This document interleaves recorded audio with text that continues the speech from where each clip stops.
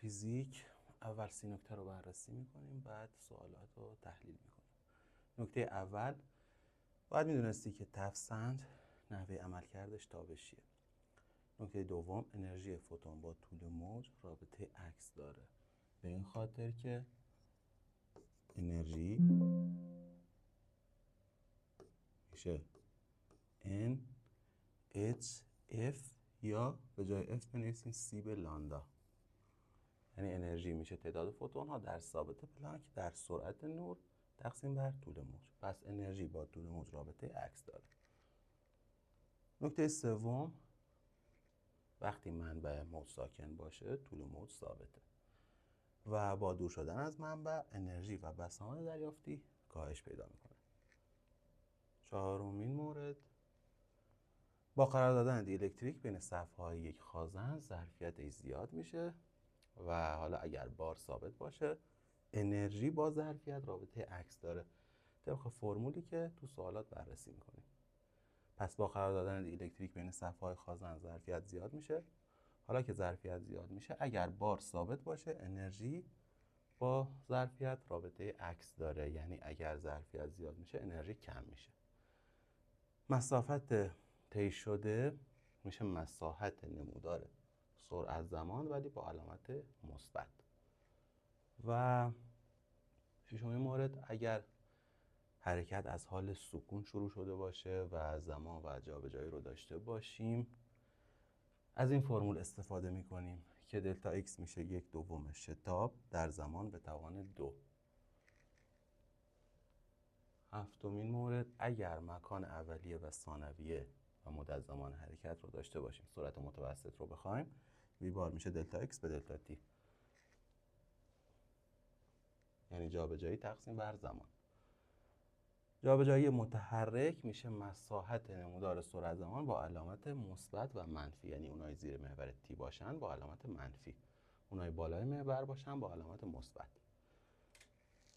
در اونجا در مورد مسافت گفتیم، مسافت میشه مساحت فقط با علامت مثبت، ولی اینجا جابجایی میشه مساحت هم با علامت مثبت هم با علامت منفی، هر دو هم نمودار سرعت زمان. مورد نهم، نیروی سطح به این طریق به دست میاد. R میشه رادیکال نیروی عمودی به توان 2 به علاوه اصطکاک به توان 2. حالا این اصطکاک میتونه ایستایی باشه، میتونه هم حرکتی باشه. نمودار نیروی اصطکاک در لحظه شروع حرکت میشکنه. همین نکته کافی بود واسه پاسخ دادن به سوال مربوطه. نسبت شتاب گرانش دو سیاره میشه چون شتاب گرانش با جرم رابطه مستقیم داره، طبق این فرمول که G میشه G بزرگ یعنی ثابت گرانش در جرم اون سیاره تقسیم بر فاصله به توان 2. پس با جرم سیاره رابطه مستقیم داره، با شعاع اون سیاره R شعاع سیاره است اگه در سطح اون سیاره در نظر بگیریم، یا به هر حال فاصله جسم تا مرکز اون سیاره است. خب پس با R به توان 2 رابطه عکس داره، یعنی G1 به G2 میشه M1 به M2 در R2 با R1 به توان 2. در مسائل بازتاب نور با آینه تخت کافیه که یک مثلث پیدا کنیم و زاویه مربوطه رو به دست بیاریم. انرژی مکانیکی میشه مجموع انرژی پتانسیل و جنبشی. فرمول انرژی مکانیکی اینه 1/2 کا به توان 2، انرژی جنبشی 1/2 mv به توان 2. حالا اگر این دوتا از هم کم بشن، یعنی انرژی جنبشی از انرژی مکانیکی کم بشه، انرژی پتانسیل به دست میاد. بیشینه تندی در حرکت نوسانی وی ماکس میشه آ اومگا. آ دامنه هستش، اومگا هم که بسامد زاویه‌ای که میتونیم به جاش بنویسیم 2p تقسیم بر t یا 2p ضرب در f، یعنی به جای اومگا میتونیم بنویسیم 2p به t یا 2pf که f میشه بسامد، t هم میشه دوره. در بحث انتشار امواج اگر محیط تغییر کنه، سرعت و طول موج همجهت با هم تغییر میکنن. یعنی چون میدونیم که v میشه لامدا f یا B میشه لامدا F. خب اگر محیط تغییر کرده سرعت هم تغییر میکنه ولی بسامد ثابته، پس طول موج هم متناسب با سرعت یا همجهت با سرعت تغییر میکنه، چون دو طرف مساوی نوشته شدن و هر دو توی صورت نوشته شدن، پس رابطه مستقیم با هم دارن. اما بسامد و دوره تناوب با تغییر محیط تغییر نمیکنن، چون بسامد و دوره تناوب فقط به منبع بستگی دارن. انرژی نور میشه تعداد فوتون ها در ثابت پلانک در بسامد، یعنی انرژی میشه NHF. کوتاه‌ترین طول موج گسیلی اگر بخوایم به دست بیاریم باید بگیم که چون طول موجش کوتاه‌ترینه پس بیشترین انرژی رو داره، یعنی کوتاه‌ترین طول موج یعنی همون انتقالی که بیشترین انرژی رو داره.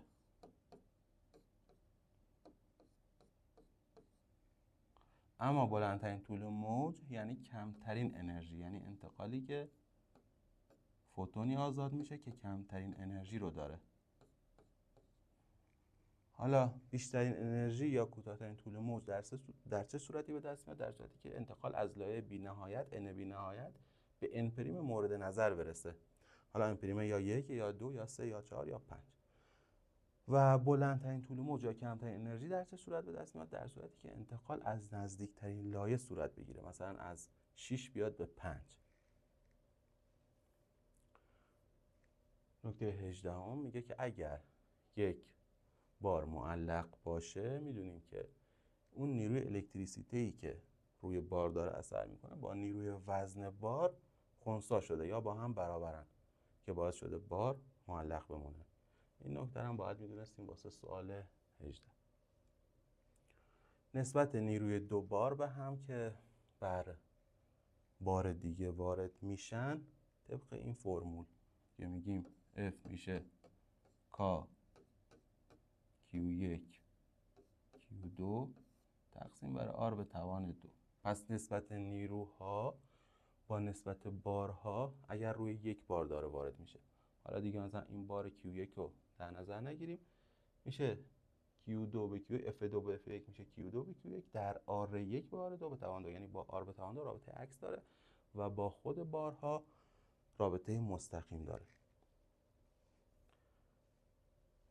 نسبت مقاومت دو فلز به هم طبق این فرمول R برابر با رو L به A. پس با مقاومت ویژه رابطه مستقیم داره، میبینیم که R در مقابلش رو نوشته شده، پس با مقاومت ویژه رابطه مستقیم داره، با طول هم رابطه مستقیم داره، با مساحت رابطه عکس داره، یعنی R2 به R1 میشه رو 2 به رو 1 در L2 به L1 در A1 به A2. وقتی دو سر مقاومت ها به هم وصل باشن موازی محسوب میشه، وقتی یک سر مقاومت ها به هم وصل باشن متوالی. اگر در مورد دو مقاومت داریم حرف میزنیم دو حالت بیشتر نداره، یا نسبت به هم موازی هن یا نسبت به هم متوالی هن. نکته 22 آمپر سنج و ولت سنج اگر غیر آرمانی باشن مثل این مقاومت باید در نظر گرفته بشن، یعنی واسه شون جریان در نظر بگیریم، مقاومت در نظر بگیریم و اختلاف پتانسیل. برای تعیین جهت نیروی وارد بر بار منفی از دست چپ استفاده میشه. هرچه فاصله جریان از نقطه بیشتر باشه یا فاصله اون نقطه از جریان یک سیم بیشتر باشه، میدانی که حاصل از اون سیمه در اون نقطه ضعیف‌تره. جریان القایی در یک پیچه با میدان متغیر. خب میدونیم که دلتا فی یعنی تغییر شار میشه بی آ، میدان در مساحت، حالا کوسینوس هم داره که بعد نیرو محرکه میشه منفی n در دلتا فی به دلتا تی. نیرو محرکه میشه تعداد حلقه‌ها در تغییر شار تقسیم بر زمان. پس اگر مثلا میدان تغییر کرده به جای دلتا فی می نویسیم دلتا بی آ، دلتا بی آ، این ان هم که خودش، دلتا تی هم که خودش. حالا اگر نیرو محرکه تقسیم بر آر بشه یعنی مقاومت، میشه جریان القایی متوسط. نکته 26 حجم قسمت توپر یک کره با شعاع داخلی آ و شعاع خارجی بی رو اینطور به دست میاریم: 4/3 پی در بی به توان 3 یعنی شعاع خارجی به توان 3 منهای آ به توان 3 یعنی منهای شعاع داخلی به توان 3. برای تبدیل پاسکال به سانتی متر جیوه میتونیم که فشار رو بر حسب پاسکال بنویسیم، برابر قرار بدیم با 13600 ضرب در که این چگالی جیوه هستش، ضرب در 10 که این شتاب گرانشه، و اچ هم که بر حسب متر به دست میاد. حالا متر رو به سانتی متر تبدیل کنیم میشه سانتی متر جیوه. کار کل انجام شده میشه تغییر انرژی جنبشی، یعنی WT میشه دلتا کا. فقط کافیه تغییر انرژی جنبشی رو به دست بیاریم در ابتدای حرکت و انتهای حرکت، کار کل به دست میاد. اگر اتلاف انرژی نداشته باشیم، K1 به علاوه U1 یعنی انرژی جنبشی اولیه با انرژی پتانسیل اولیه با هم جمع بشن برابر میشه با K2 به علاوه U2 یعنی انرژی جنبشی ثانویه و انرژی پتانسیل ثانویه، یعنی جمع این دوتا برابر جمع اون دوتا، چون اتلاف انرژی نداریم، یعنی یا جنبشی تبدیل به پتانسیل شده یا پتانسیل تبدیل به جنبشی شده، ولی مجموعشون ثابته، چون مجموعشون میشه انرژی مکانیکی. اینجا انرژی مکانیکی اولیه، اینجا انرژی مکانیکی ثانویه که این انرژی مکانیکی ثابته چون اتلاف انرژی نداریم. و نکته آخر این که توان یعنی انرژی تقسیم بر زمان. حالا سوالات رو بررسی میکنیم.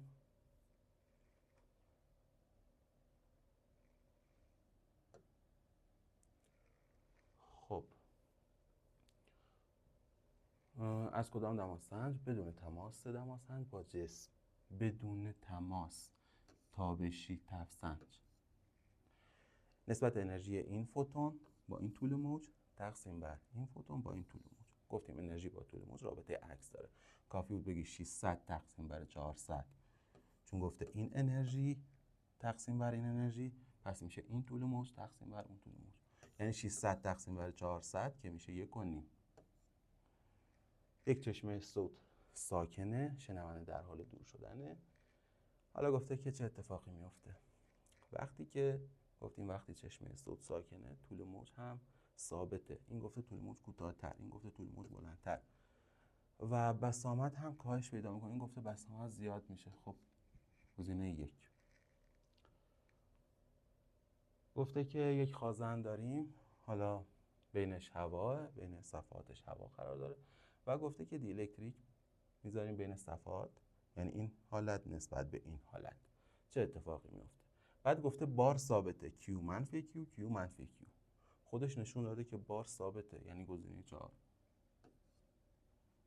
ولی اگر بخوایم حالا بقیه گزینه‌ها رو بررسی کنیم، وقتی بار ثابته و ظرفیت، گفتیم ظرفیت زیاد میشه، C میشه K اپسیلون 0 A به روی D.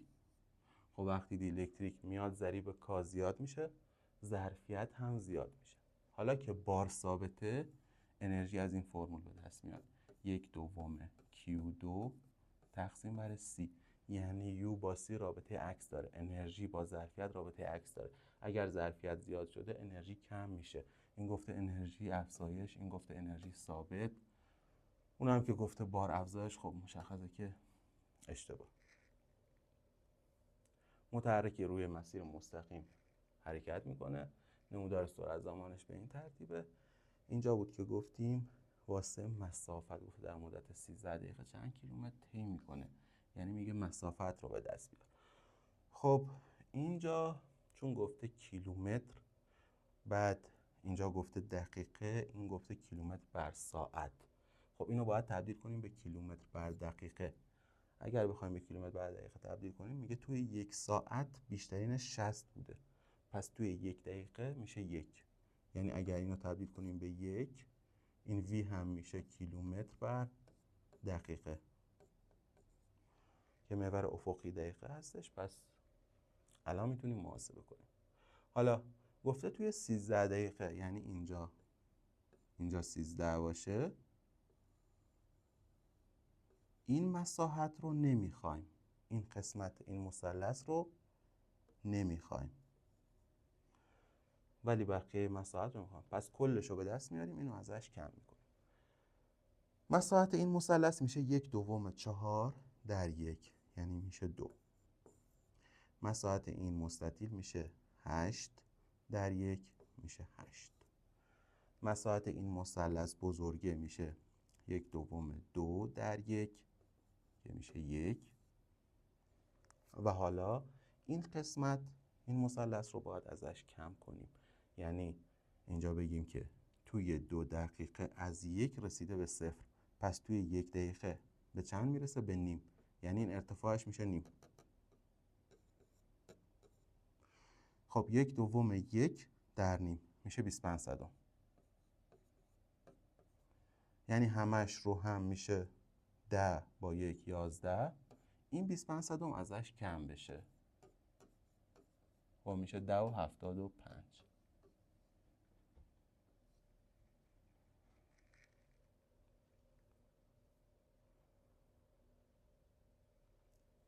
گفتیم وقتی متحرک از حال سکون شروع به حرکت کرده، شتابش هم ثابته، مسافت رو به همون داده، حالا مثلا شتاب رو میخوایم به دست بیاریم، از این فرمول استفاده میکنیم که دلتا ایکس میشه 1/2 آ تی به توان 2. خب 216 دلتا ایکسه، 1/2 هم که خودش. شتاب رو میخوایم به دست بیاریم توی چه زمانی؟ از 0 تا 12 ثانیه. خب 12 به توان 2 میشه 144، میشه 72. آ میشه 216 به 72 میشه 3. پس شتابمون 3. حالا گفته در کدام بازه زمانی مسافت 36 متر طی میشه. مثلا در مورد گزینه 1 باید بگیم که مسافتی که تو 9 ثانیه طی کرده منهای مسافتی که توی 7 ثانیه طی کرده، یعنی بگیم که 1/2 آ که 3 به دستش آوردیم 3، 1/2 آ در تی به توان 2 منهای تی به توان 2، یعنی 1/2 آ رو فاکتور گرفتیم، 81 منهای 49. خب این میشه 36. میشه 32 تقسیم بر 2 16 است، 16 تا میشه 48 تا، پس این نمیشه. اما این یکی 1/2 آ یعنی 1/2 3 تی به توان 2 منهای تی به توان 2، 64 منهای 36. خب میشه 28 تا. 3 تا 14 تا میشه 42، یعنی 28 به 2 میشه 14. 3 14 تا میشه 42 تا، پس نمیشه 36.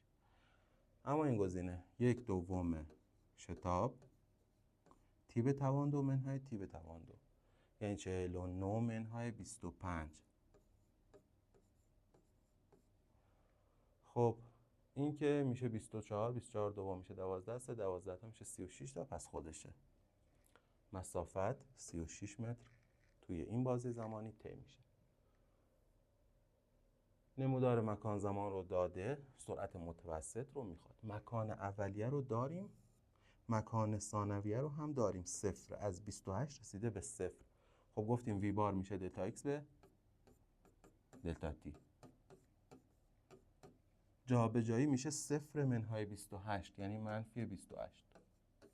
زمان 0 تا 14 ثانیه، یعنی 14 منهای 0 میشه 14. پس سرعت متوسط میشه منهای 2. اما بزرگیشو خواسته، میشه مثبت 2. نمودار سرعت زمان 2 متحرک رو داده. حالا گفته که مکان اولیه آ منفی 100، مکان اولیه B مثبت 100. در لحظه ای که B تغییر جهت میده، مکان آ در منفی 175 باشه. فاصله 2 متحرک در این لحظه چنده؟ خب در چه لحظه ای B تغییر جهت میده؟ این لحظه که سرعتش از مثبت به منفی تبدیل شده.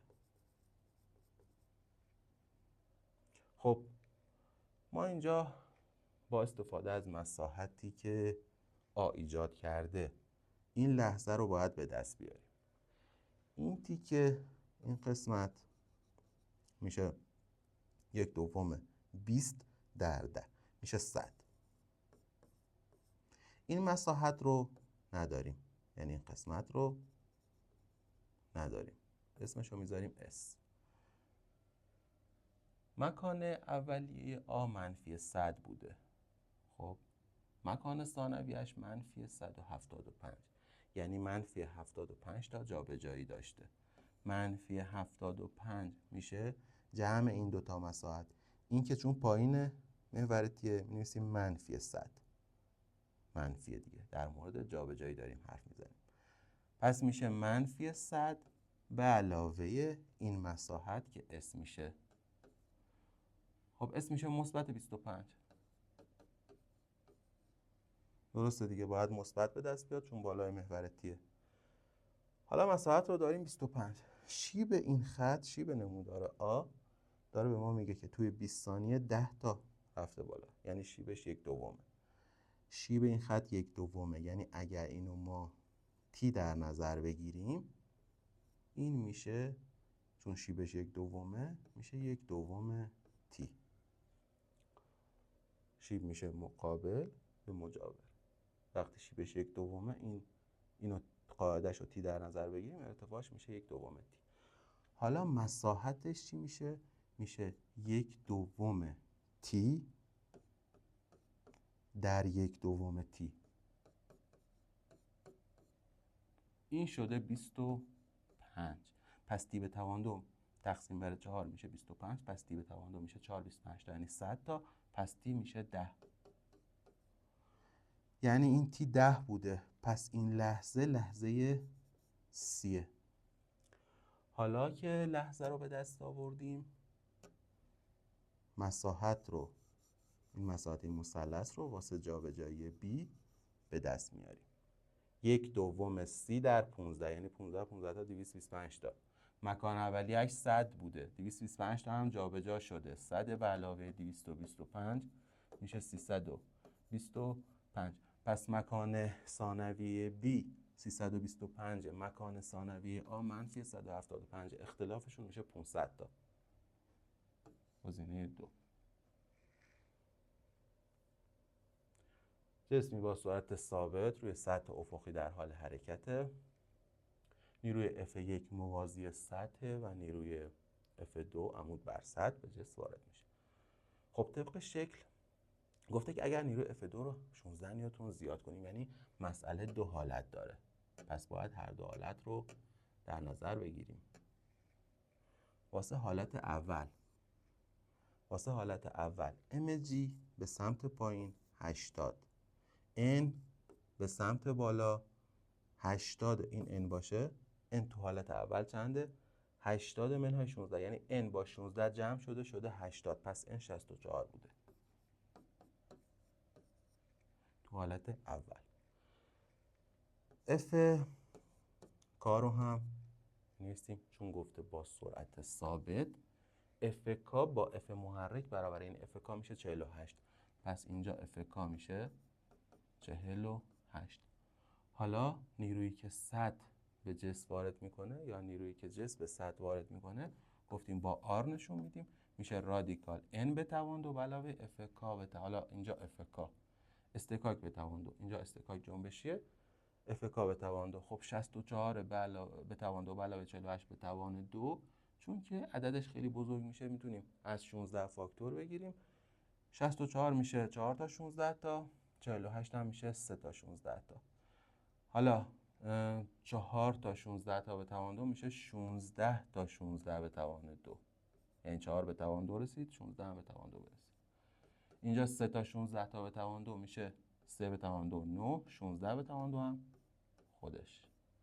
رو هم میشه 25 تا 16 به توان 2، هم 25 میاد بیرون میشه 5، هم 16 به توان 2 میاد بیرون میشه 16. 5 تا 16 تا میشه 80 تا. پس تو حالت اول نیروی سطح رو به دست آوردیم. اینجا.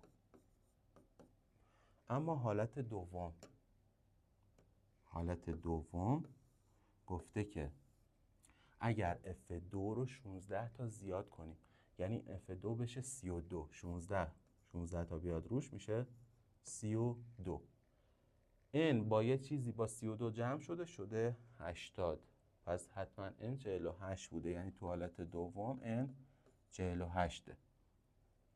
از اون طرف وقتی N تغییر کرده قطعا FK هم تغییر میکنه، ولی چیزی که ثابته موی K، یعنی موی K رو اینجا به دست بیاریم اینجا هم همونه. خب موی K چطور به دست میاد؟ میدونیم که موی K در N میشه FK، پس موی K میشه FK تقسیم بر N. موی K یعنی ضریب استکاک میشه FK تقسیم بر N. 48 به 64 گفتیم دوتاش به 16 بخش پذیره، میشه 3/4. موی K اینجا هم 3/4. حالا FK رو به دست میاریم، میشه N در موی K یا موی K در N.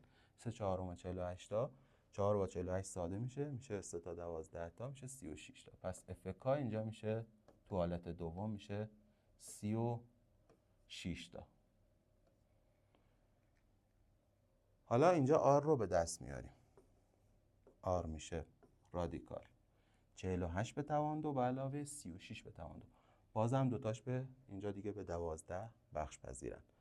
به جای این می‌نویسیم 4 تا 12 تا، به جای اون می‌نویسیم 3 تا 12 تا. پس برآیندش میشه 5 تا 12 تا یعنی 60 تا. دیگه رادیکالش رو نمی‌نویسیم. 5 تا 12 تا یعنی 60 تا. خب گفته بزرگیش ثابته، از 80 رسیده به 60 کاهش پیدا کرده. بزرگیش زیاد شده، نه کاهش پیدا کرده. زاویه‌ای که با F1 میسازه، ببینیم زاویه تغییر کرده یا نه. تو حالت اول FK 48 بوده و N 64 بوده. اینم برآیندش. خب میشه مقابل به شیبش میشه مقابل به مجاور، یعنی 64 48 یا 4/3. اگر بخوایم شیب رو به دست بیاریم، این زاویه رو تانژانتش رو به دست بیاریم، مقابل به مجاور. FK 48 بوده، N 64 بوده، پس میشه 64 به 48 میشه 4/3. اما اینجا اگر بخوایم شیب رو به دست بیاریم، FK 36 بوده و N 48. اینم برآیندش که آره. شیبش رو یا این زاویه رو بخوایم تانژانتش رو به دست بیاریم، مقابل به مجاور. 48 36 به 12 که ساده بشه بازم میشه 4/3. یعنی شیب تغییر نکرده، یعنی تغییر زاویه نداده. پس زاویه‌ای که با F1 میسازه کاهش پیدا نکرده، تغییر نمی کند. گزینه 4.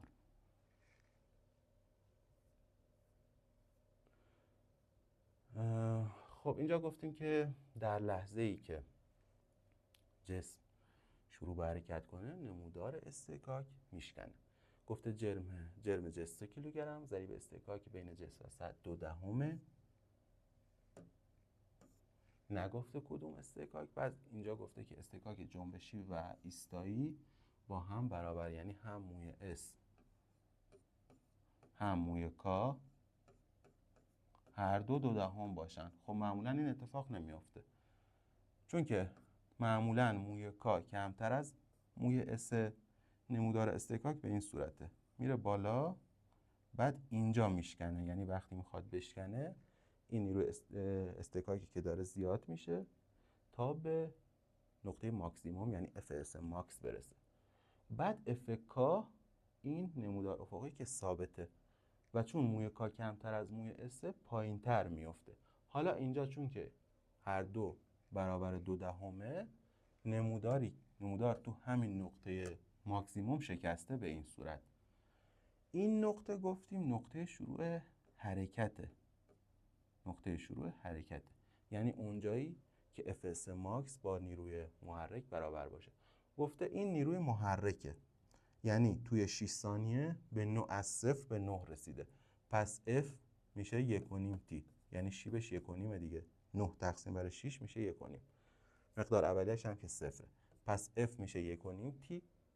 خب 1.5T یعنی تو چه لحظه‌ای به Fs ماکس میرسه که جسم شروع به حرکت کنه؟ Fs ماکس میشه موی S در N. خب موی S رو که داریم 2/10، N رو هم که داریم 30، 3 دوتا میشه 6 تا.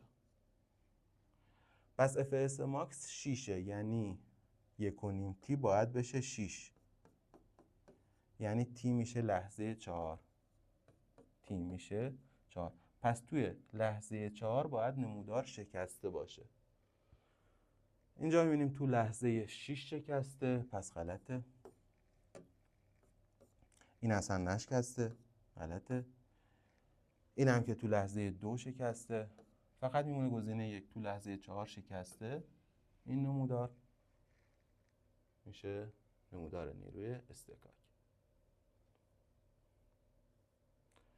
شعاع سیاره 2 برابر شعاع زمین و جرمش 2 برابر جرم زمینه. بعد گفته که وزن یک جسم 1 کیلوگرمی روی این سیاره چند برابر وزن جسم 1 کیلوگرمی روی زمینه. یعنی هم جرما با هم برابره، هم هر دو 1 کیلوگرمه. پس به 2 دلیل نیاز نیست نیروهای مرکزگرا رو با هم مقایسه کنیم، فقط کافیه که شتاب ها رو با هم مقایسه کنیم. خب شتاب گرانش اون سیاره چند برابر شتاب گرانش زمینه؟ گفتیم که با جرم رابطه مستقیم داره، یعنی میشه جرم سیاره تقسیم بر جرم زمین ضرب در با شعاع سیاره. اگر تو سطحش در نظر بگیریم باید میگفت روی سطح سیاره و روی سطح زمین. فاصله میشه گفتیم با آر، یعنی شعاع رابطه عکس داره، پس میشه آر زمین تقسیم بر آر سیاره به توان 2. خب جایگذاری میکنیم. ام اون سیاره به ام زمین، یعنی جرمش تقسیم بر جرم زمین، گفته که 2 برابرشه، یعنی به جای این بنویسیم 2. بعد گفته که شعاعش هم 2 برابرشه، پس این دیگه برعکس میشه، میشه 1/2. 1/2 به توان 2 میشه 1/4. 2 در 1/4 میشه 1/2، گزینه 2. پرتو نوری با زاویه 30 درجه اومده به این آینه تابیده. بعد از بازتاب با آینه بی میتابد. حالا به این ترتیب. بعد گفته که در دومین برخورد به آینه آ، یعنی اینجا دوباره با آینه آ برخورد کرده.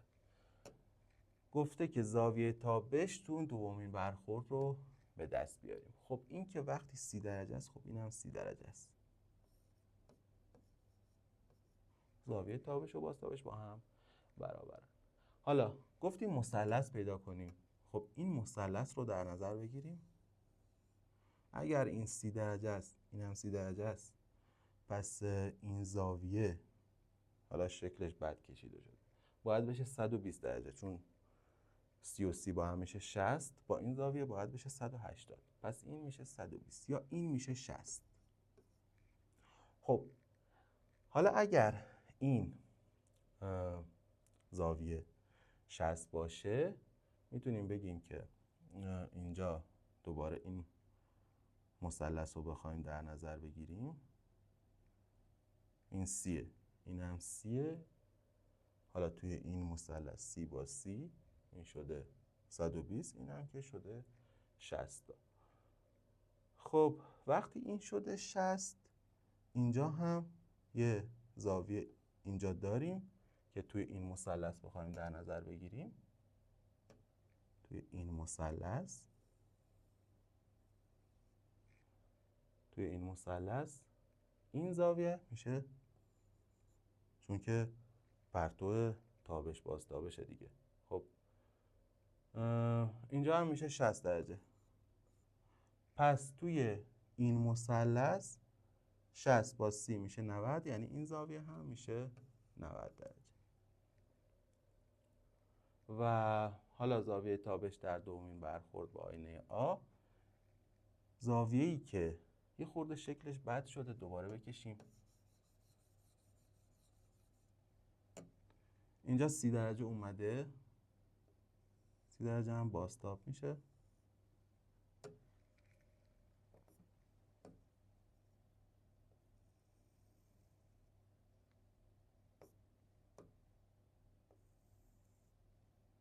خب این 30 درجه.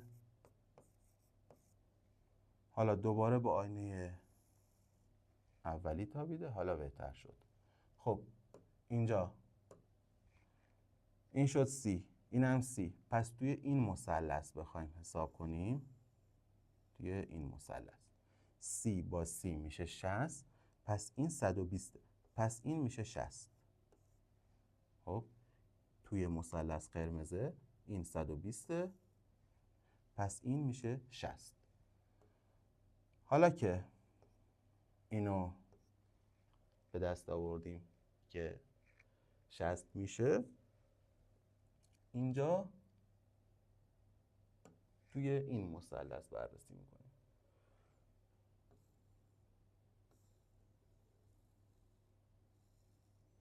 توی این مثلث خب وقتی این 60 باشه، این خط سبز اومده دوباره بازتاب شد. خب وقتی این 60 باشه، این هم 60. حالا 60 و 30 با هم میشن 90، پس این زاویه هم میشه 90. حالا با زاویه 90 درجه با آینه تابیده، ولی زاویه تابشش میشه 0. یعنی اگر این آینه باشه با این زاویه مثلا بتابه، این 90، یعنی زاویه بین پرتو تابشی با خط عمود بر صفحه 0، اون میشه زاویه تابش. الان چون که زاویه پرتو با آینه 90، زاویه تابش 0. خب مورد سوال 58، جسمی به جرم 2 کیلوگرم و فنری با ثابت این متصله. حالا چون آخر سوال گفته ژول، واحدها رو به اس آی تبدیل کنیم. مثلا این ثابت فنر رو داده 2 نیوتن بر سانتی متر. اگر سانتی متر بخواد به متر تبدیل بشه، در 10⁻² ضرب میشه. چون سانتی متر تو مخرجه، اون 10⁻² میره بالا، میشه 10⁻². 2 در 10⁻² یا 2 در 100 میشه 200. پس میشه 200 نیوتن بر متر. حالا گفته که در راستای افقی با دامنه 8 سانتی متر، یعنی دامنه میشه 800 متر. بعد گفته در لحظه‌ای که تندی یا سرعت 40 سانتی متر بر ثانیه باشه، یعنی 0.4 متر بر ثانیه، چون گفته سانتی متر به متر تبدیل میکنیم، میشه 0.4 متر بر ثانیه. انرژی پتانسیل کیهانی چند ژول؟ خب گفتیم انرژی مکانیکی میشه 1/2 کا به توان 2،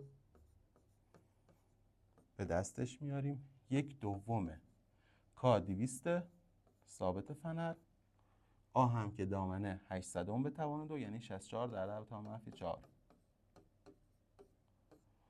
خب این 2 با 2 میره، 2 تا 0 هم با این 2 تا میره، میشه 64 صدم. انرژی مکانیکی 64 صدم. بعد گفته نیروهای اتلافی هم نداریم. یعنی انرژی مکانیکی وقتی نیروی اتلافی نداریم میشه کا به علاوه یو. حالا کا رو به دست میاریم، یعنی جنبشی میشه 1/2 mv به توان 2. خب 1/2 جرم رو 2 کیلوگرم داده، سرعت رو 0.4 متر بر ثانیه به توان 2 برسه، میشه 16 صدم. 2 با 2 میره، میشه 16 صدم، یعنی انرژی جنبشی 16 صدم. خب انرژی پتانسیل میشه اختلاف این دوتا، یعنی 64 صدم منهای 16 صدم که میشه 48 صدم. گزینه 1.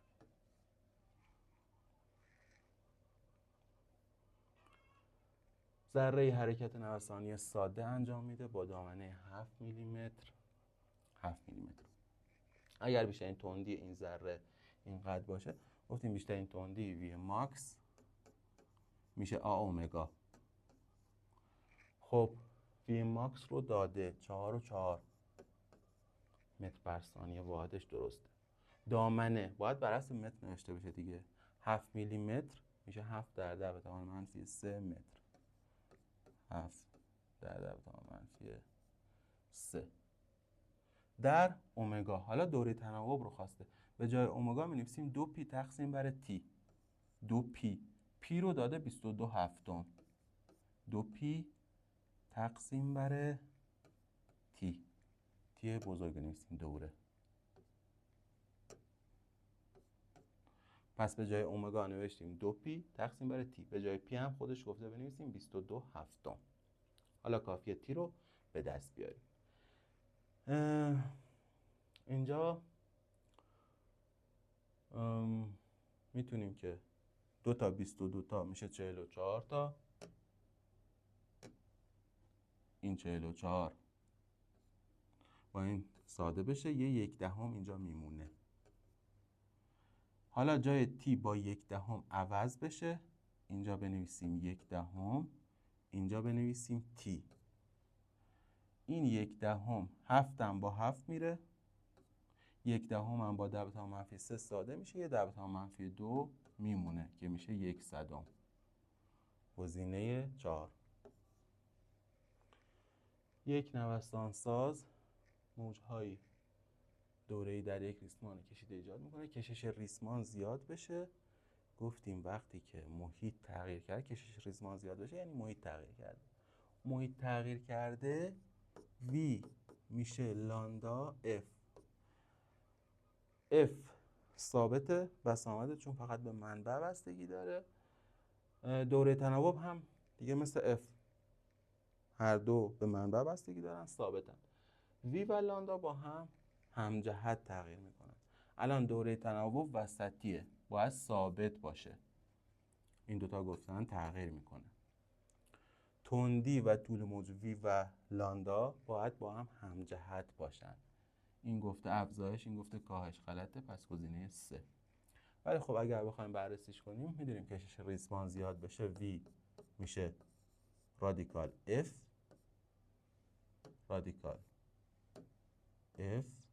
تقسیم بر موی.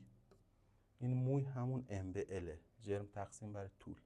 خب وقتی F زیاد بشه V هم زیاد میشه، پس لامدا هم زیاد میشه، پس تندی و طول موج هر دو زیاد میشن، دوره تناوب ثابته. توان باریکی خروجی یک لیزر اینه و حالا طول موج رو هم داده، تعداد فوتون ها رو در هر دقیقه از ما میخواد. خب توان رو به جاش می‌نویسیم 663 هزارم وات. گفته 663 میلی واته. خب ما باید SI میخوام. طول موج هم گفته 600 نانومتر، یعنی 600 در 10 به توان منفی 9 که میشه 6 در 10 به توان منفی 7 متر. بعد گفته در هر دقیقه یعنی 60 ثانیه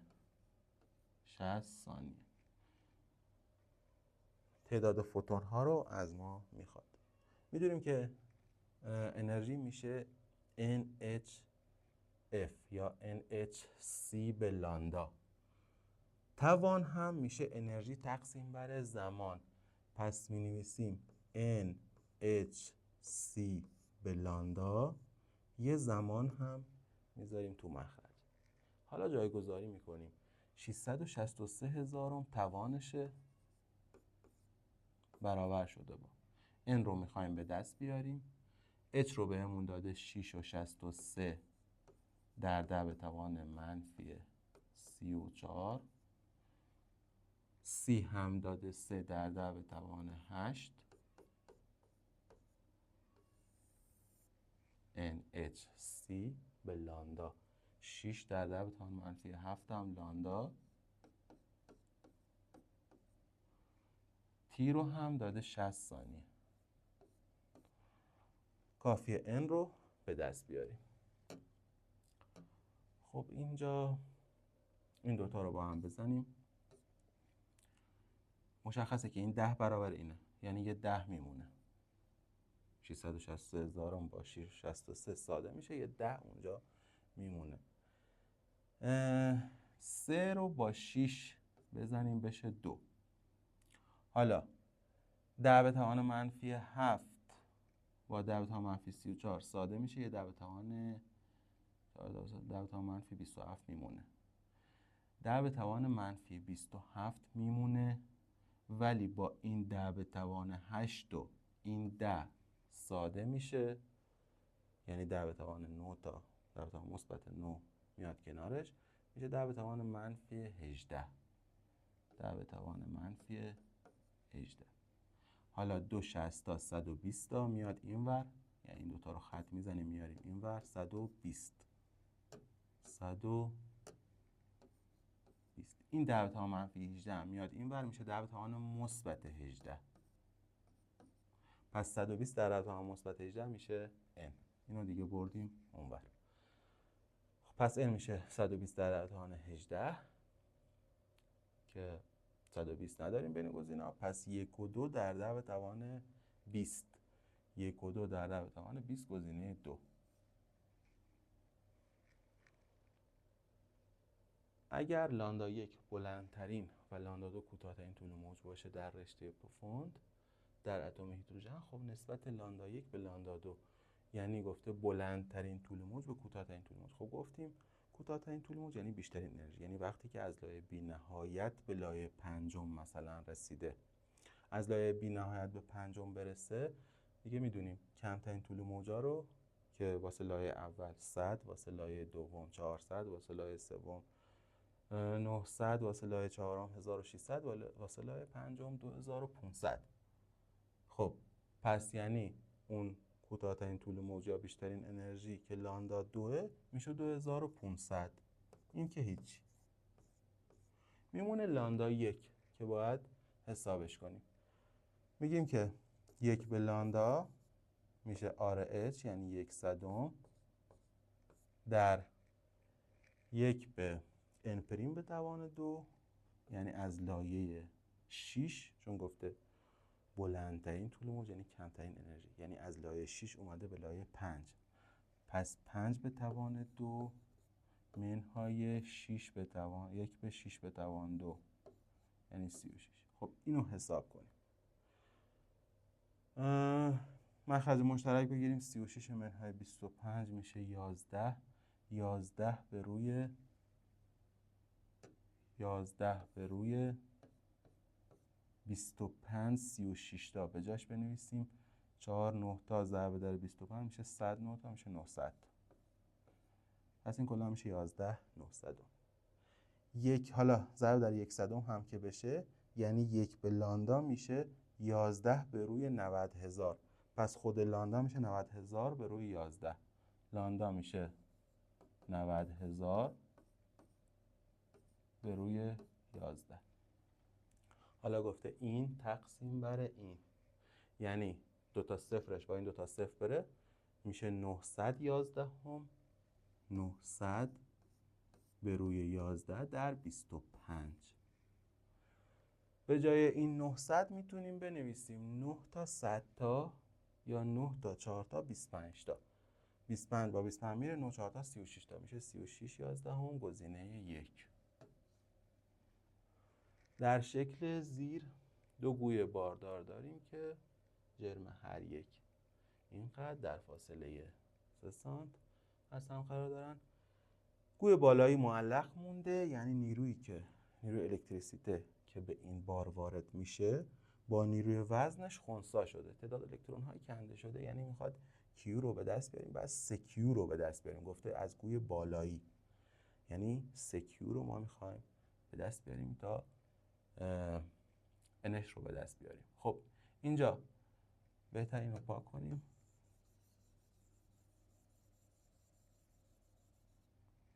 میگه که میدونیم mg یعنی نیروی وزن برابر میشه با kq در 3q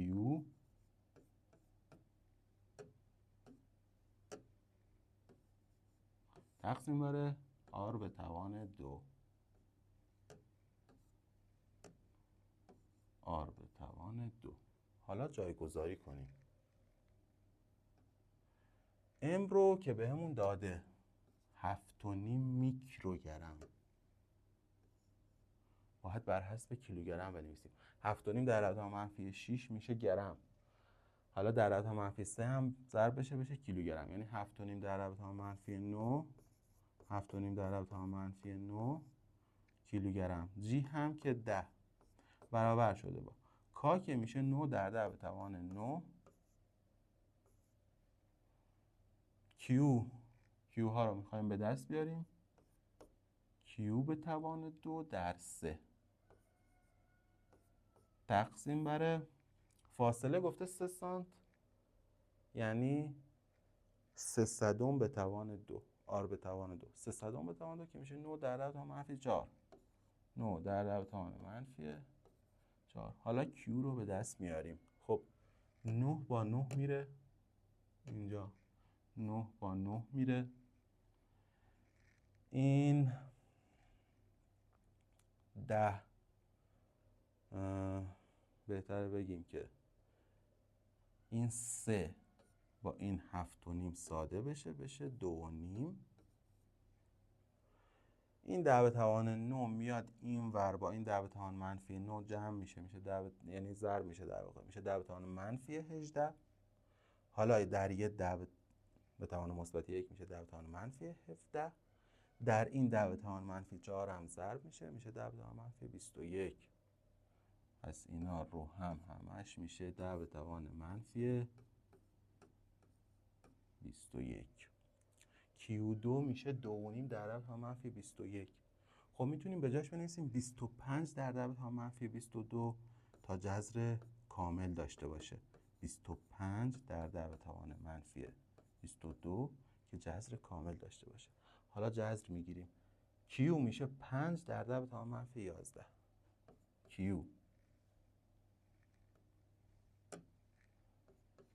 میشه 5 در 10 به توان منفی 11.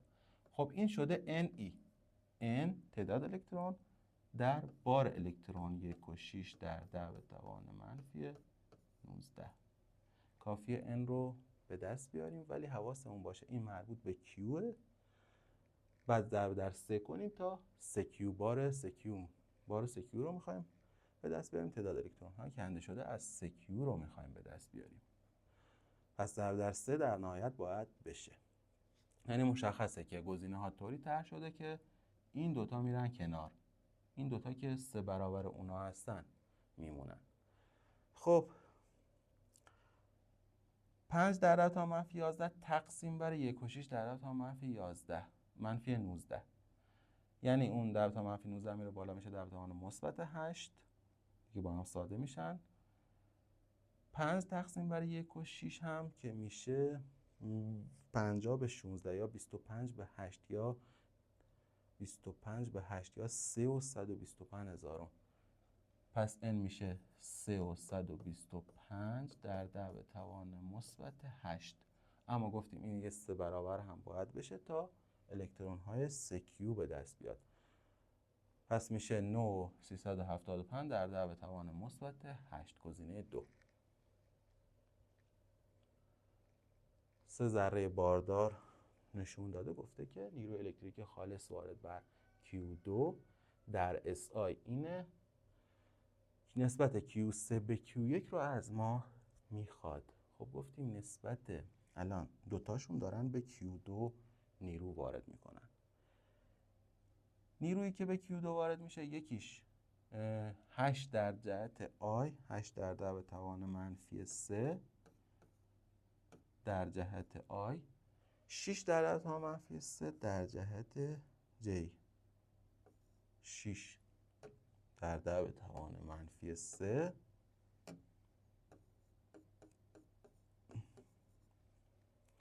خب حالا نسبت Q3 به Q1 گفتیم دوتاشون دارن به Q2 نیرو وارد میکنن. پس F3 به F1 با Q رابطه مستقیم داره، یعنی Q3 به Q1 با فاصله رابطه عکس داره در آر1 به آر3 به توان 2 با توان 2 رابطه عکس داره. فاصله ها با هم برابر 3 با 3، پس این میره کنار، این آر ها حذف میشن. گفته Q3 به Q1 میشه F3 که داره وارد میکنه، یعنی 6 تقسیم بر 8. F3 تقسیم بر F1 یعنی 6 در 10⁻³ تقسیم بر 8 در 10⁻³. خب میشه 3/4. اما این یکی داره هلش میده، دفعش میکنه، این یکی داره جذبش میکنه، پس این دوتا مختلف العلامت هم، پس میشه -3/4. گزینه 2.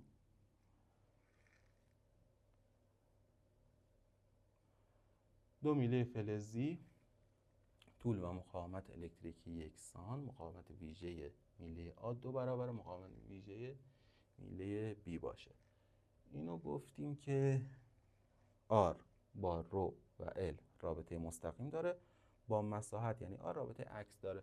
خب اگر گفته که مقاومت یکسانه یعنی R A تقسیم بر R B برابر 1 که میشه رو A تقسیم بر رو B، گفته مقاومت ویژه A 2 برابر مقاومت ویژه B، پس به جاش می‌نویسیم 2.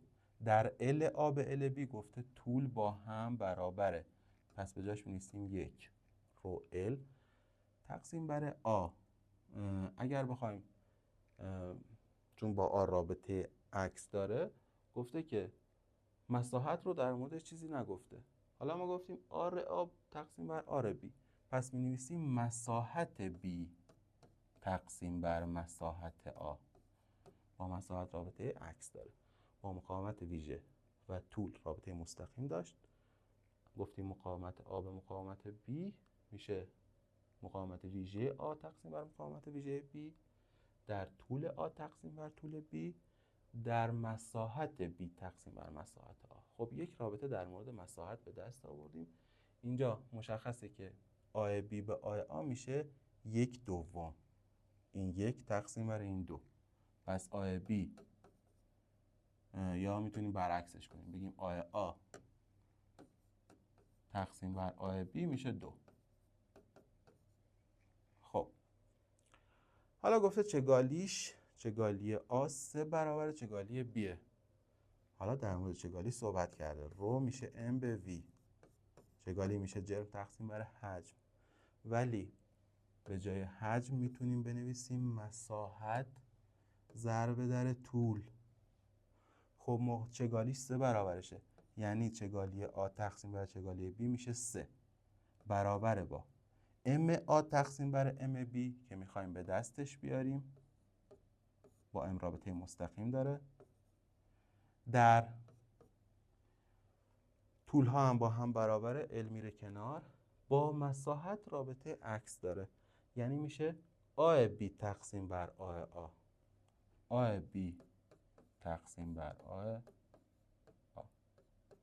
آی B به آی A میشه 1/2، پس به جای این می‌نویسیم 1/2. پس M A به M B میشه 1/2. M A به M B ضرب در 1/2 شده 3، پس M A به M B میشه 2/3 میشه 6 تا.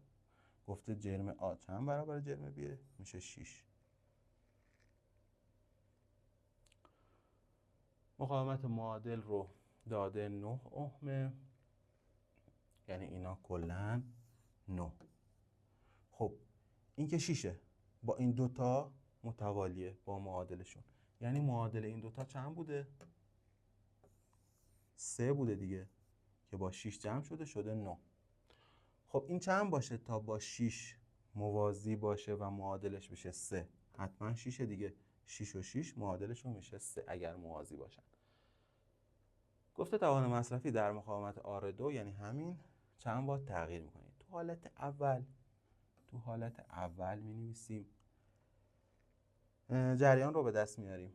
معادل که 9، درونی هم که 1، نیرو محرکه هم که 20. پس جریان میشه نیرو محرکه تقسیم بر آر معادل به علاوه آر درونی. 20 تقسیم بر 9 با 1 میشه 10، پس جریان میشه 2. جریان 2 آمپره. حالا اینجا که میاد بین این دوتا مساوی تقسیم میشه، چون این 6 این هم 6، یعنی 1 آمپرش اینجا 1 آمپرش اینجا. پس جریان 1 آمپر ازش میگذره، از R2 جریان 1 آمپر داره میگذره. پس توانش میشه RI به توان 2، یعنی 6 در 1 به توان 2 که میشه 6. توانش میشه 6. خب این حالت اول. حالت دوم گفته که اگر جای مقاومت R2 و باتری عوض بشه، یعنی مدارش رو میکشیم به این صورت، میاد اینجا، این 6 ohمی که سر جاشه، با یه رنگ دیگه بکشیم،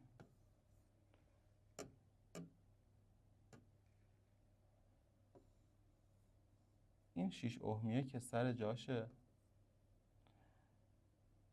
باتری اومده اینجا به جای R2 قرار گرفته. خب بعد اون یکی هم که 6 باز سر جاشه، اینجا 6 ohمیه اومده جای باتری و به این ترتیب. حالا گفته اینجا توان رو حساب کنیم. خب می‌بینیم که این دوتا با هم متوالین، یعنی 6 و 6 با هم جمع میشه 12. بعد 12 با 6 موازیه، یعنی 2 دوازدهم و 1 دوازدهم میشه 3 دوازدهم، 12 سوم میشه 4. پس مقاومت معادل تو این حالت میشه 4. این دوتا با هم متوالین میشه 12. بعد 12 با 6 موازیه که معادلش میشه 4. حالا جریان تو این حالت چند میشه؟ میشه ای که 20 تقسیم بر 4 با 1 یعنی 5. 25 میشه 4. اینجا جریان 4. خب وقتی اینجا میاد میخواد تقسیم بشه به این نقطه که میرسه، میخواد تقسیم بشه بین 6 و 12. این 6 و این 6 رو اینجا در نظر میگیریم 12. بین 6 و 12 میخواد تقسیم بشه. خب چه اتفاقی میفته؟ چون که با هم برابر نیستن، اونی که بیشتره مقاومت بیشتر، جریان کمتر به نسبتشون. یعنی اگر در واقع با عکس نسبتشون، یعنی اگر 12 2 برابر 6 جریانش باید نصفش باشه، یعنی این بشه جریانی که از این میگذره بشه، چون مقاومت کمتر جریان بیشتر، بشه 8 سوم. جریانی که از این 12 میگذره بشه 4 سوم. جمعشون میشه 12 سوم یعنی 4 و اینم 2 برابر اینه، چون این مقاومتش 2 برابر اون یکیه. پس جریان 4 سوم داره ازش میگذره. پس توانش میشه 6 تا 4 سوم به توان 2 یعنی 16 نهم. حالا 6 با 9 ساده میشه، به 3 میخوره، 2 16 تا 32 32 سوم. چند وات تغییر کرده؟ از 6 رسیده به 32 سوم، یعنی از 18 سوم رسیده به 32 سوم یعنی 14 سوم تغییر کرده. گزینه 3. در این مدارها گفتیم اگر آمپر سنج و ولت سنج براشون مقاومت در نظر بگیرن، دیگه مثل یک مقاومت باشون برخورد میشه و اینجا گفته که آمپر سنج مقاومتش 5 ohmه، ولت سنج رو گفته 180. 5 180 توی هر دوتا شکل. گفته که تو مدار الف یعنی این آمپر سنج 1.6 آمپر رو نشون میده. خب پس این میشه 1.6 آمپر. ولت سنج هم 72 رو نشون میده، یعنی اختلاف پتانسیل دو سر این 72. پس اختلاف پتانسیل دو سر این دوتا رو هم 72، چون این دو طرفشون به هم وصله، با هم موازی هستند. حالا اختلاف پتانسیلی که این ایجاد میکنه RI، مقاومتش ضرب داره جریان میشه V میشه RI دیگه. 5 تا 1.6 میشه 8 تا. پس اختلاف پتانسیل این قسمت دو سر آمپر سنج میشه 8 ولت. اختلاف پتانسیل کلش هم شده 72. پس اختلاف پتانسیل دو سر مقاومت R1 میشه 72 منهای 8 میشه 64. خب اختلاف پتانسیل دو سرش رو داریم. جریان 1.6 از این هم میگذره دیگه، جریانش هم 1.6. V میشه RI یا R میشه V به I. R میشه V به I. پس R1 میشه V یعنی 64 تقسیم بر جریان یعنی 1 و 6 یا 640 به 16 که میشه 40. پس آر1 رو به دست آوریم. گفته آر1 و آر2 رو به دست بیار. آر1 میشه 40. یعنی این دوتا میرن کنار. آر2 گفته که آمپر سنج اینجا 82 صدم آمپر رو نشون میده و ولت سنج هم 73 ممیز 8. ولت سنج 73 ممیز 8. خب اینجا مقاومت رو داریم، اختلاف پتانسیل رو داریم، جریان رو به دست میاریم. گفتیم V میشه RI یا I میشه V تقسیم بر R. I میشه V یعنی 73 و 8 به روی R یعنی 180. جریان چی میشه؟ اینجا اگر اینو به یه 2 ساده کنیم میشه 35. اونم 1 و 9 میشه 36 و 9. اینم به 2 ساده کنیم میشه 90. حالا به 9 میخوره. آره این میشه 4 و 1 دهم. اینم میشه 10. پس میشه 41 صدم. جریان این میشه 41 صدم. یعنی 82 صدمی که داره میاد بین این دوتا تقسیم بشه 41 صدمش اومده اینجا. حتما 41 صدمش هم اومده اینجا دیگه. یعنی با هم برابرن. وقتی جریان ها با هم برابره یعنی مقاومت ها هم با هم برابره، چون اختلاف پتانسیل ها هم با هم برابره. یعنی اگر این مقاومت 180 این هم 180. پس آر2 میشه 180 گزینه 3. الکترون عمود بر میدان مغناطیسی یک نواخته.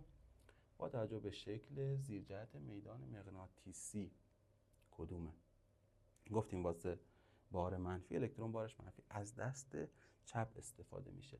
خب اگر F به این سمت انگشت 60 F رو نشون میده، سرعت در جهت میدان، پس میدان در اون سوه.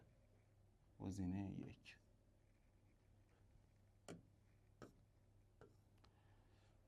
سیستم راست موازی و بسیار بلند حامل جریان های مساوی، جریان ها با هم برابره. بعد گفته که میدان مغناطیسی خالص در رأس چهارم، یعنی اینجا میدان برآیند رو میخواد به دست بریم. فاصله گفته 1 مربع دیگه. خب یعنی اگر اینو 1 در نظر بگیریم، اینو هم 1 در نظر بگیریم، فاصله این دوتا تا این نقطه با هم برابره دیگه. ضلع مربع از لای مربع با هم برابر. پس فاصله این یکی میشه قطر مربع، یعنی میشه رادیکال 2. میشه رادیکال 2. خب حالا جهتش رو تعیین کنیم.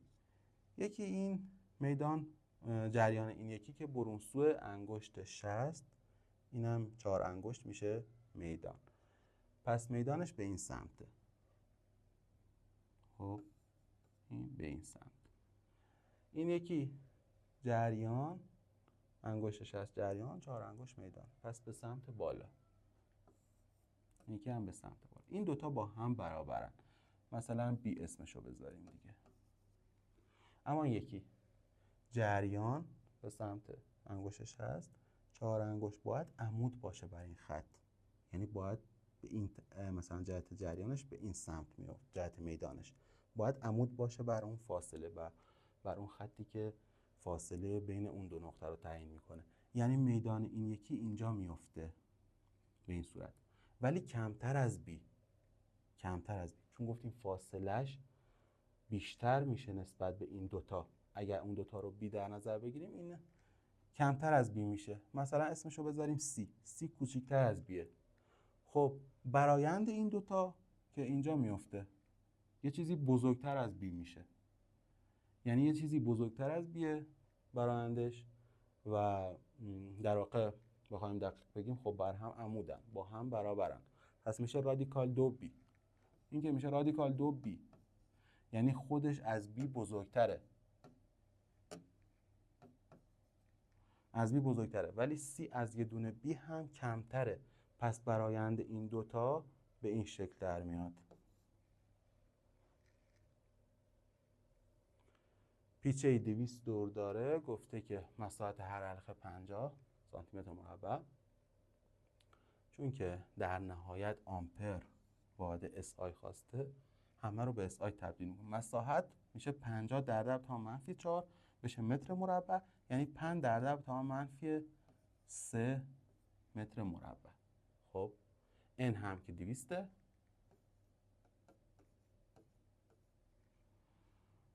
و مدت 2 میلی ثانیه، یعنی 2000 ثانیه. 2 در 10 تا منفی 3 ثانیه. میدان از نیم تسلا رسیده به 45 صدم تسلا، یعنی 5 صدم تسلا تغییر کرده. دلتا بی میشه 5 صدم تسلا. مقاومت رو هم داده، آر میشه 20. خب جریان القایی متوسط گفتیم آی بار میشه، چون که میشه ای بار تقسیم بر آر، بنویسیم همشونو ای بار تقسیم بر آر. حالا به جای ای بار باید بنویسیم n دلتا فی به دلتا تی، n دلتا فی به دلتا تی. آر هم که خودش منفیشو نذاشتیم دیگه. حالا به جای دلتا فی باید بنویسیم دلتا بی در آ، چون اونی که تغییر کرده میدانه. پس n دلتا بی در آ تقسیم بر آر دلتا تی. خب اینو به دست بیاریم میشه جریان القایی متوسط. یعنی جریان القایی متوسط میشه نیرو محرکه القایی تقسیم بر مقاومت. نیرو محرکه القایی خودش میشه تعداد حلقه ها در تغییر شار به زمان و تغییر شار هم خودش میشه تغییر میدان در مساحت. کافیه جایگذاری کنیم اینا رو به این ترتیب. M که 200، دلتا بی هم 500، آ هم 5 در 10 به توان منفی 3، آر هم 20، دلتا تی هم 2 در 10 به توان منفی 3. خب ساده سازی کنیم. اینجا میتونیم 10 به توان منفی 3 رو با 10 به توان منفی 3 بزنیم. این 20 رو با 200 بزنیم، یه 10 میمونه. 10 در 500 میشه نیم. نیم تا 5 تا میشه 2.5. پس کلا صورت میشه 2.5. 2.5 به 2 میشه 1.25. گزینه 3 1.25. یک پوسته کروی به شعاع داخلی آ، شعاع خارجی 2آ از ماده با چگالی این ساخته شده. جرم این پوسته این باشه. آ چند سانتی متر گفتیم واسه چگالی. خب باید بدونیم که رو میشه ام به وی، جرم تقسیم بر حجم. حالا حجم رو به دست میاریم، میشه 4/3 پی آر به توان 3. 4/3 پی آر به توان 3. ولی اینجا چون که این کره به این شکل باشه، مثلا این قسمت تو پره، پس این قسمت تو خالیه. یعنی میشه شعاع خارجی من به توان 3 منهای شعاع داخلی به توان 3، یعنی 2آ به توان 3 منهای آ به توان 3. خب میشه 8آ به توان 3 منهای آ به توان 3 که میشه 7آ به توان 3. پس میشه 4/3 پی در 7آ به توان 3. 4/3 پی در 7آ به توان 3. این میشه حجم. حالا چگالی رو به همون داده، جرم رو هم داده، آ رو میخوایم به دست بیاریم. چگالی میشه سی، اینجا بنویسیم سی به روی 7p گرم بر سانتی متر مکعب. پس جرم رو هم بر حسب گرم می‌نویسیم. 4 در 10 تا منفی 2 کیلوگرم در 10 تا منفی 3 ضرب بشه تا بشه گرم، یعنی میشه 40 گرم. به وی 4/3 پی 7 آ به توان 3. خب مشخصه که این اعداد اینطوری داده شدن که با هم ساده بشن. 7p با 7p میره، این 4 میمونه، 3 میره بالا، خط میخوره میره بالا. 3 با در واقع 4 با 40 ساده میشه یه 10 میمونه. 3 10 تا 30 تا با این 30 ساده میشه. همه عددها رفتن. آب توان 3 میشه 1. پس آ هم میشه 1. چون که اونو بر حسب گرم بر سانتی متر مکعب نوشتیم، اینم بر حسب گرم نوشتیم، این خود به خود بر حسب سانتی متر مکعب به دست میاد دیگه. پس آب توان 3 میشه 1. خود آ هم میشه 1 سانتی متر. گزینه 4. اما این سوال گفته که درون لوله یو شکلی، میتونیم اینو پاک کنیم.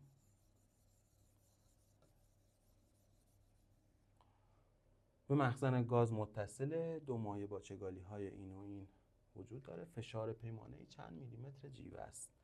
خب چون گفته فشار پیمانه‌ای، یعنی فشار هوا رو در نظر نگیریم.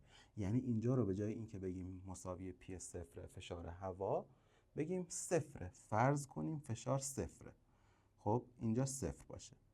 8 سانتی متر درون این مایع حرکت کردیم. پس میشه رو 2 جی اچ.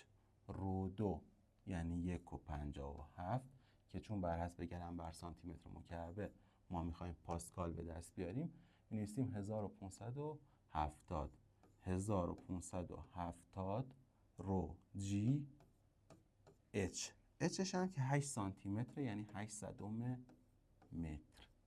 پس فشار تو این نقطه، اینجا رو میخوایم فشارش رو به دست بیاریم. فشار تو این نقطه یا تو این نقطه میشه این. خب دو تا صفر با اون دو تا صفر میره 8 تا 157 میشه 1200 تا 1256. 1256. خب فشار تو این نقطه میشه 1256 چون تو این نقطه با این نقطه با هم توی یک مایع قرار دارن و دقیقاً روبروی هم باشن، فشارها با هم برابر، یعنی میشه 1256. حالا به اندازه 15 سانتی متر توی رو یک میریم بالا، یعنی فشار کم میشه. یعنی اینو بخوایم حساب کنیم، رو یک 1200، رو جی اچ، اچش 15 صدم. دو تا صفر با اون دو تا صفر میره 15 تا 12 تا میشه 180 تا، یه 10 هم داره میشه 1800. خب 1256 1800 تا ازش کم شده تا به این نقطه رسیده. پس میشه 1256 منهای 1800، یعنی میشه منهای 544. منهای 544. اتفاقا همه گزینه ها هم منفی هستند. درسته. پس فشار پیمانه این گاز یک عدد منفی به دست اومد. این پاسکاله. حالا پاسکال رو میخوایم به میلیمتر جیوه تبدیل کنیم. گفتیم پاسکال میشه رو جیوه یعنی 13600 جی اچ. اینجا اچ بر حسب متر به دست میاد، یادمون باشه که به میلیمتر تبدیلش کنیم. مشخصه که 544 با 136 ساده میشه، یه 4 بهش میخوره. آره. پس اچ میشه 4000. خب 4000 متر. حالا بخواد به میلیمتر تبدیل بشه، ضرب در 1000 میشه 4 میلیمتر. پس میشه منفی 4 میلیمتر جیوه. گزینه 1.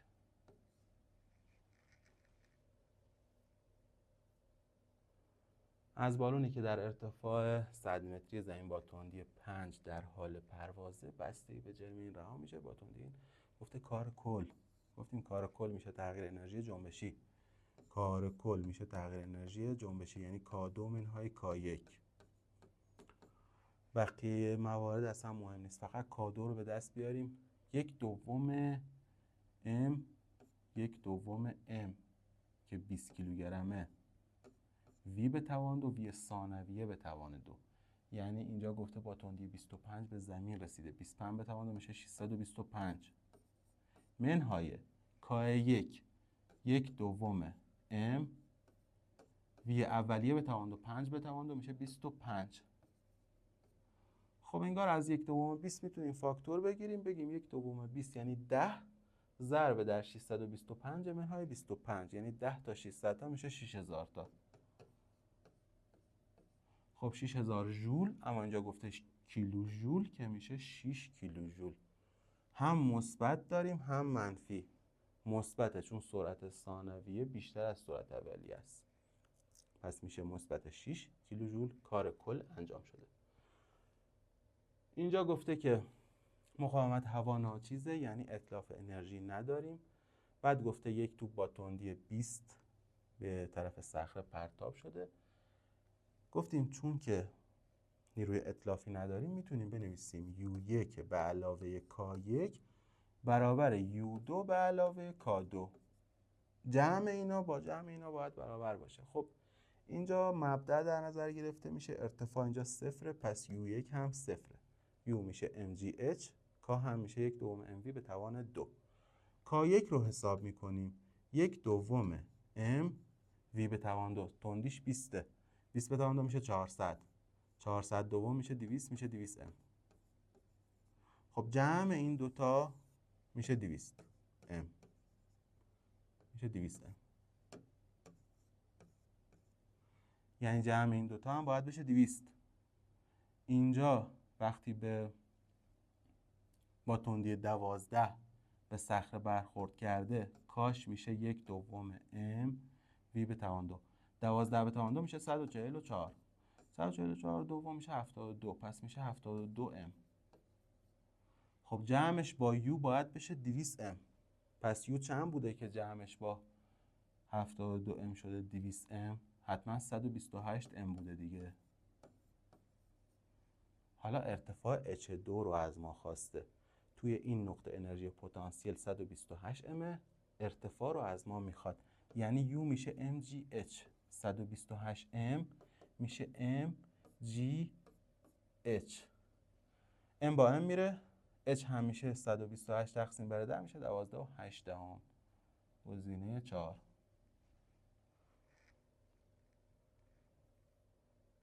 سوال آخر گفته که 4 کیلوگرم آب درون یک کتری برقی با توان 2 کیلووات. 2 کیلووات گفته که روشن میکنیم از شروع جوشیدن تا تبخیر همه آب، یعنی تغییر دما نداریم. توی همون دمای 100 درجه تغییر حالت صورت گرفته. مایع تبدیل شده به گاز. گفته چند دقیقه طول میکشه. حالا بعد گفته که اتلاف انرژی هم نداریم. خب انرژی که اینجا استفاده شده میشه mLV.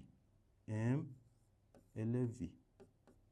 خب m رو که بهمون داده 4، LV رو هم داده 2256 کیلوجول بر کیلوگرم. کیلوجول بر کیلو، یعنی بر حسب کیلوجول این به دست میاد. پس یه ضرب در 1000 هم بشه که بشه جول. حالا اینجا اینو به دست بیاریم شاید هم لازم نباشه سادهش کنیم. خب پس یه 10⁻³ هم واسش میذاریم که بشه جول. اون در نهایت میخوایم بر حسب واحد SI ثانیه به دست بیاد، بعد تبدیل کنیم به دقیقه. پس این میشه جول، انرژی مصرف شده میشه این. توان میشه 2 × 10⁻³ چون گفته 2 کیلووات. خب این 2 × 10⁻³ وات یا 2000 وات میشه انرژی تقسیم بر زمان. انرژی رو که به دست آوردیم 4 2256 در 10⁻³ تقسیم بر زمان. اینجا زمان بر حسب ثانیه به دست میاد. این دوتا بر حسب ژول، اینم بر حسب این وات، این ژول، اینم ثانیه به دست میاد. خب 10⁻³ با 10⁻³ میره، 2 هم با 4 میره میشه 2. پس تی میاد اینجا، تی میشه 2 تا 2256. اما این ثانیه است، میخواد به دقیقه تبدیل بشه. اینجا گفته دقیقه. خب بخواد به دقیقه تبدیل بشه 2 تا 2256 رو تقسیم بر 60 میکنیم. این به 2 بشه 30، این به 2 بشه 1، این به 2 بشه 15، این به 2 بشه 1128. حالا میتونیم به 3 بزنیم، این بشه 5، اینم به 3 بشه 1200 به 3 میشه 400. 72 تاش کم یعنی 24 تا از 400 تا کم بشه میشه 376. یعنی 376 پنجم. میتونیم هر دو رو در 2 ضرب کنیم، اون بشه 752، پایینی هم بشه 10 یا 75 ممیز 2. 75 ممیز 2 گزینه 1.